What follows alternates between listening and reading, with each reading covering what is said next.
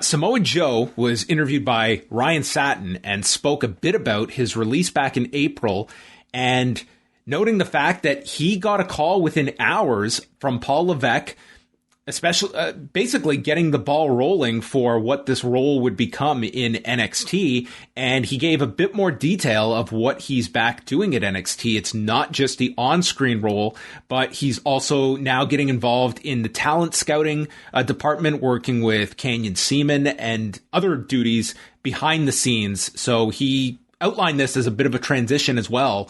Another aspect of the company that he's working in. And I think like that was something you could have speculated upon, that what made NXT so attractive to him. It's more than just a singular on-screen role. Like, it does seem like this is as much a move for Joe looking long-term of what his future is going to be like in the company. And then I guess the big headline from this was him being asked if he is working towards an in-ring return. And he said, absolutely. And just left it at that, did not go into any other further detail. But if people are looking at the prospect of Joe being able to wrestle again, and, you know, there was certainly, I think there would have been no shortage of demand, but I think he's looking at a much longer term vision and doing so in WWE in this role of, you know, whether this is something that he has a desire to do. It seems like he does. Yeah, I mean, who knows what the future, you know, may be for Samoa Joe. Obviously, if, you know, an in-ring return is not in the cards in the near future, then, you know, you can't really do much better than ask for some sort of backstage role as an executive in the WWE.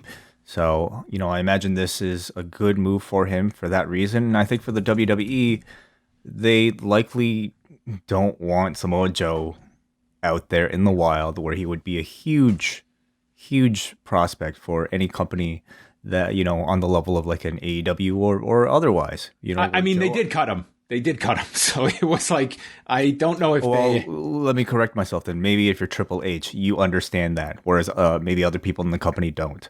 So I think this is as much of a move for that reason as well. Isn't that kind of bizarre though? Like, oh, of course, the left hand and the right hand having totally different outlooks on a talent.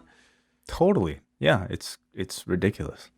It seems like there's a very big disconnect there. But nonetheless, I mean, it seems like he is very optimistic about being able to wrestle again. But you have to look, he's 42. He is now, he's had these concussions and such. It's like, he's probably not looking at years of wrestling. This is probably, you know, as I'm on the, you know, latter stages of my in-ring career, what comes after in-ring, and this is probably, you know, makes this an attractive offer as opposed to attacking the independents, going to other places where it's an in-ring role. I think he's probably taking much more of a 360-degree view of what can my contributions be in the industry after someone that has gone through these health issues. Of that really does put not your mortality, but at least your physical well-being into your mindset that, you know, my body is not going to always be there for me, and I want to still be part of this industry. So it seems like this was an attractive one. And the fact he got this call the day of, it seemed like he really was not in any eager state to move on either.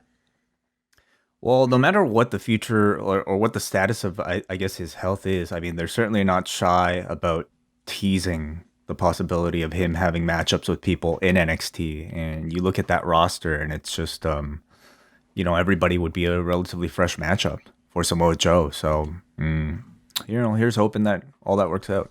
Yeah, they've definitely laid out quite a bit there.